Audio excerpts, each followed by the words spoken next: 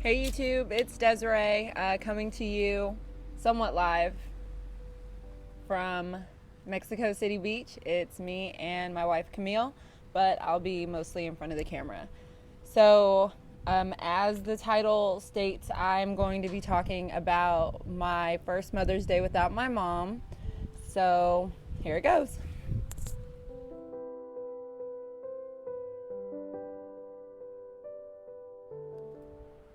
All right, so my mom passed away January 21st, 2016.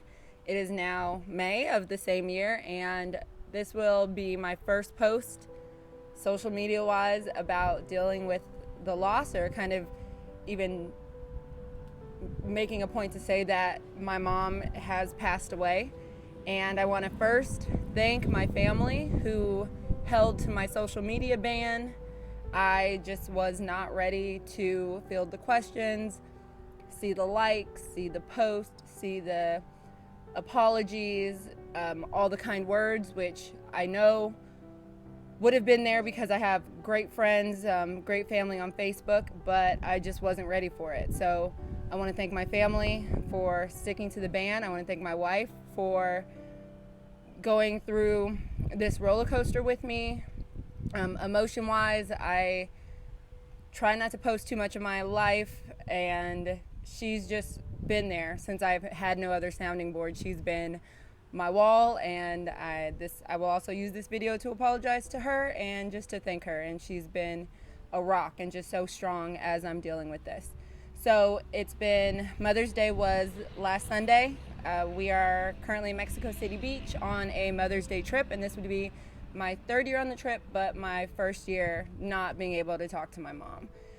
My mom died of brain cancer, and coincidentally, May is Brain Cancer Awareness Month, so it was kind of perfect that all of these things are kind of happening together. So I wanted to use this video as an opportunity for me to bring awareness to brain cancer, and also to kind of come out of the social rock that I've been living under and kind of just come out to the world. I know that when my mom passed away, I went to YouTube to look for videos. It was pretty much the first thing I did, look and see how other people are handling things. And since I didn't put myself out there for my own pages, my own social media platforms, it was really nice to know that other people were going through that it was okay to cry and have those sad moments, and it's just kind of how you deal with it.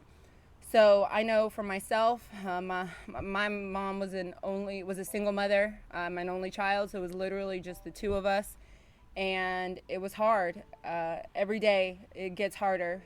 She was cremated, so she actually is with me in New York with me and Camille, and like I said, my wife's been amazing. She makes sure that there's fresh flowers near her urn, and we're always talking to her. She's always around. Stuff will fall, and I'll just assume it's her, or we'll hear a noise that came out of nowhere, and I know it's her. We'll get a parking spot on the street that we shouldn't have gotten, and it's just little blessings like that.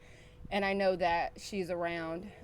For anyone that's had to deal with this, it doesn't get easier from the videos that I've watched. I assumed by Mother's Day, I'll be fine. The tears will be okay.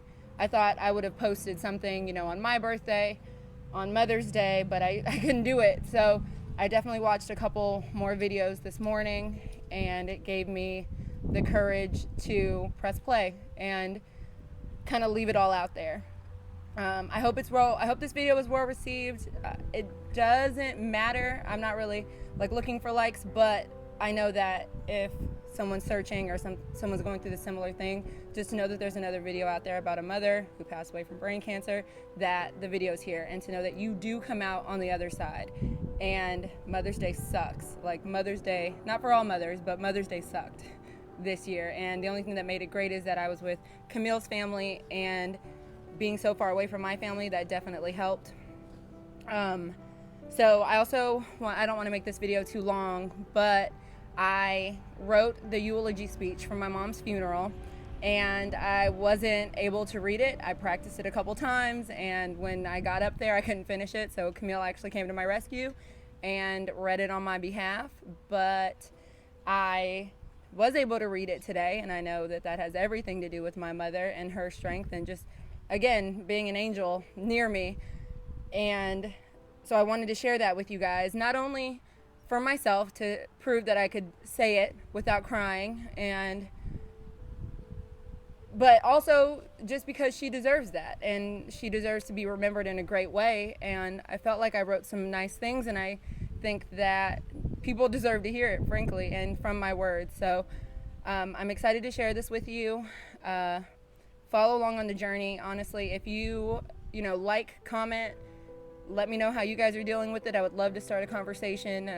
I think it'll be really therapeutic for me, kind of give my wife a rest from having to deal with all the stuff that I'm going through, and kind of give me an opportunity to see how other people are feeling and what's happening. So enjoy the rest of the video. There is, of course, a slideshow. That's kind of my thing. I'm learning when I'm doing these videos.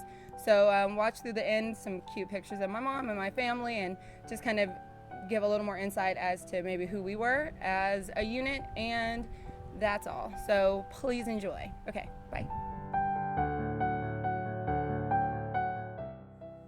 Today, February 1st, marks the first day of Black History Month.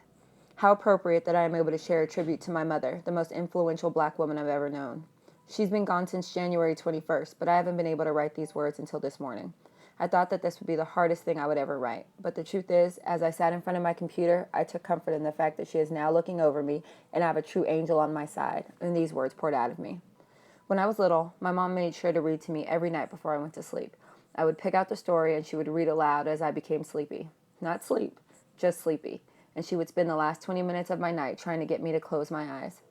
What I didn't realize at the time was that my mom was teaching me to read, fueling my imagination and preparing me for the future. How incredibly strong was she? When it came to me, she never settled. She put her entire being into raising me, providing for me and ensuring my future was clear.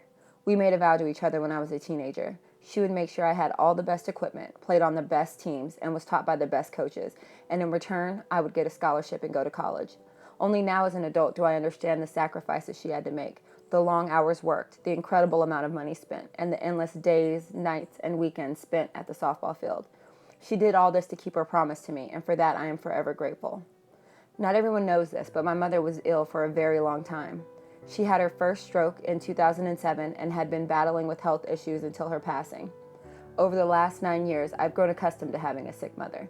The trips to the emergency room, the countless prescriptions and doctor visits, but none of these things stopped my mother or her spirit. She had a way of bringing light into the room. People always tell me stories of how she brought happiness into their lives. Whether it was a story she told or a joke she recalled, they loved being in her presence. I'm speaking these words and know that my strength and her strength will get me through this.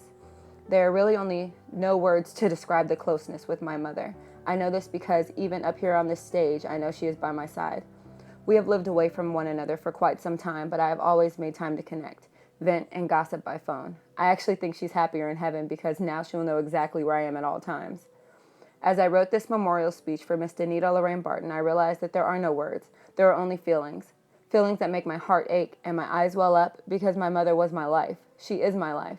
My energy, my spirit, my outspoken nature, my smile, my laughter, and even my lack of sensitivity.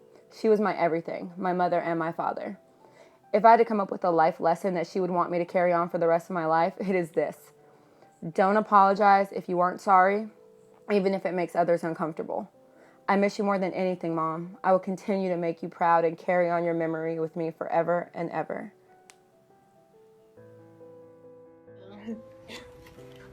Here. Mommy! Oh, she's pretty. You're beautiful.